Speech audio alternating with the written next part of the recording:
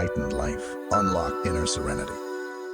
Once you know that, it's also the end of fear, because there is nothing that can be destroyed. So, it's a wonderful practice. Your practice. It doesn't matter where you practice or whatever situation you find yourself in. You practice. Every moment becomes 2 dimensions. And that's where the end of fear resides. Fear, once considered a normal human condition for most people, sometimes lies buried beneath other emotions. Fear and its many manifestations. Nervousness, tension, anxiety, anger, all stem from fear. Stress, in reality, is a form of fear,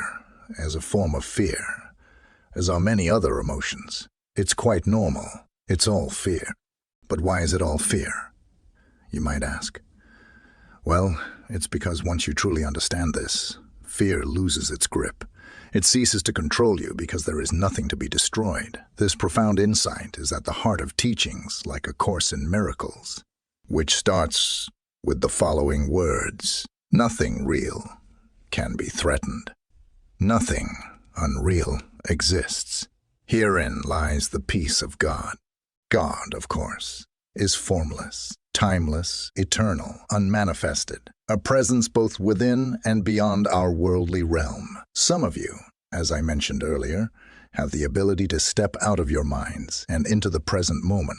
You can consciously choose to be present, to exist without the weight of your history, your life situation, or your baggage. In this moment, there is nothing to think about. Just be present, and you'll realize that you don't carry your history with you.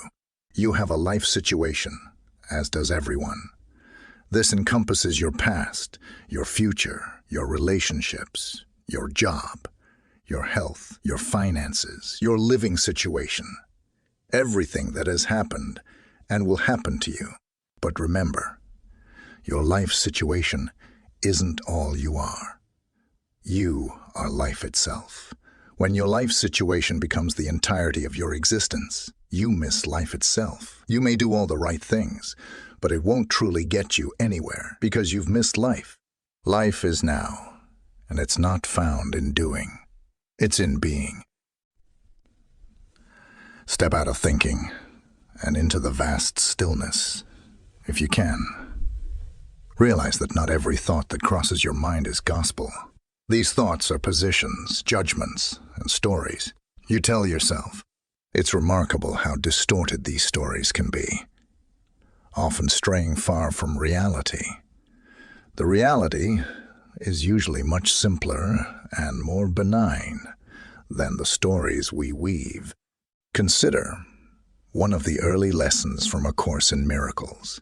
Nothing that I see in this room means anything. This lesson invites you to challenge the continuous conceptualization of reality, those scribblings on the blackboard of your mind.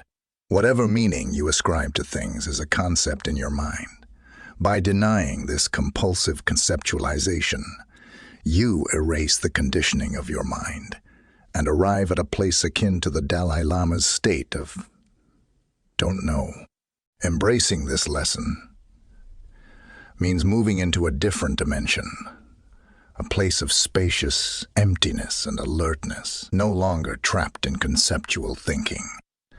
Life opens up, shedding the narrowness imposed by the mind.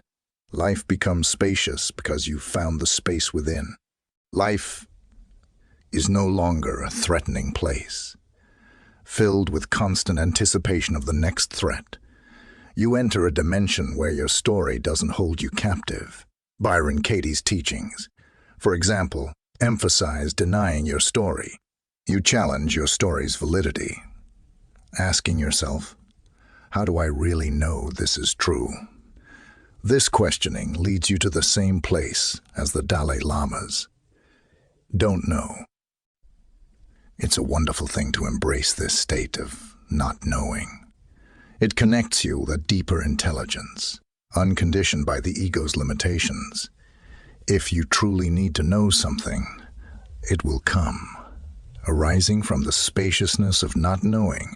This transformation is akin to jumping off a cliff and seeing if you can fly. The ego resists this change. It has its philosophy of life.